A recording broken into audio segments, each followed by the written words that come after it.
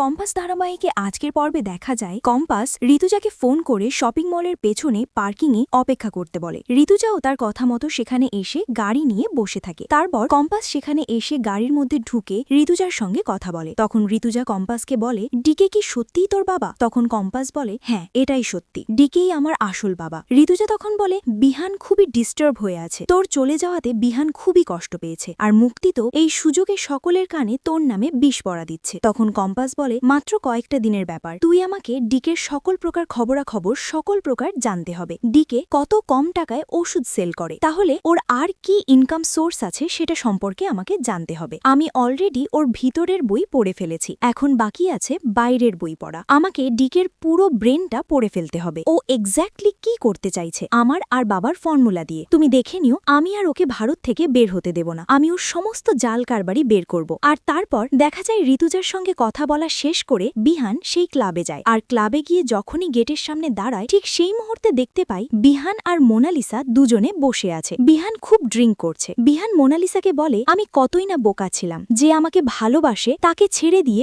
অন্য একটা মেয়ের সঙ্গে আমার বিয়ে হলো, অথচ তাকে আমি স্ত্রীর মর্যাদা দিতে চাইছিলাম, কিন্তু সে আমাকে ছেড়ে চলে গেল তার বাবার টাকার অহংকার দেখিয়ে। তাকে আমি মেনেও নিয়েছিলাম যে যেহেতু সে আমার স্ত্রী, তাই আমি তাকে স্ত্রীর মর্যাদাও দিতে চেয়েছিলাম।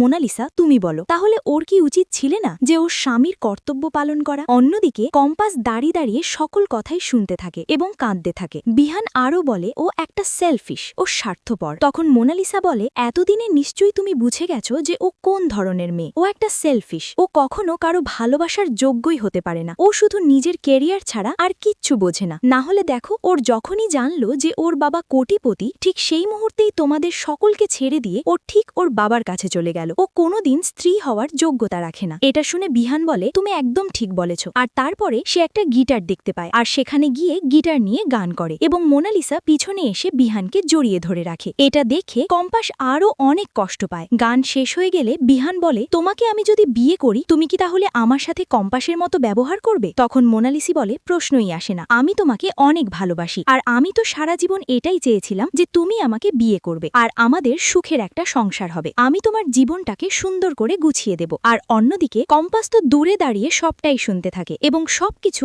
অতীতের কথাগুলো কল্পনা করতে থাকে আর ফুপিয়ে ফুপিয়ে কাঁদতে থাকে। আর বিহান বলে, ও এতটা স্বার্থপর কি করে হতে পারল? তখন মোনালিসা বলে, ও ওরকমেরই, ও কখনো কারো নিজের হতেই পারে না। তখন বিহান বলে, আমি ওকে ডিভোর্স দেব, ডিভোর্স দিয়ে তোমাকে বিয়ে করব। তখন মোনালিসা খুব খুশি হয়ে যায় এবং বলে, হ্যাঁ আমি তো এটাই চাই যে তুমি আমাকে বিয়ে করো, তাহলে আমি তোমার জীবনটা সমস্ত সুখ দিয়ে ভরিয়ে দেব, যেটা কম্পাস আজও পারেনি। এটা বলে মোনালিসা বিহানকে জড়িয়ে ধরে এবং বিহানও হাত মোনালিসার কাঁধের উপর রাখে। তখন কম্পাস দূরে দাঁড়িয়ে বলে, হ্যাঁ বিহান স্যার, আপনি হয়তোবা এটাই চেয়েছিলেন, মনে মনে হয়তোবা এটাই ভেবেছিলেন, আর সেজন্য আজ আপনার স্বপ্ন পূরণ হলো। আমি একটা কথা বলাতেই আপনি আজ আমাকে ছেড়ে দিয়ে মোনালিসাকে বিয়ে করতে রাজি হয়ে গেছেন। কম্পাস অনেক কষ্ট পায়, আরও সে বিহানের স্মৃতিগুলো ভাবতে থাকে। হ্যাঁ বন্ধুরা, এমনটাই দেখতে চলেছেন কম্পাস ধারাবাহিকে। আর আপনি যদি চ্যানেলে নতুন হয়ে থাকেন, তাহলে অবশ্যই দয়া করে চ্যানেলটি সাবস্ক্রাইব করুন। সকলকে ধন্যবাদ সম্পূর্ণ ভিডিওটি দেখার জন্য। আর আমাদের ভিডিওটি যদি আপনাদের ভালো লেগে থাকে, তাহলে অবশ্যই ভিডিওতে লাইক, শেয়ার, কমেন্ট করতে ভুলবেন না।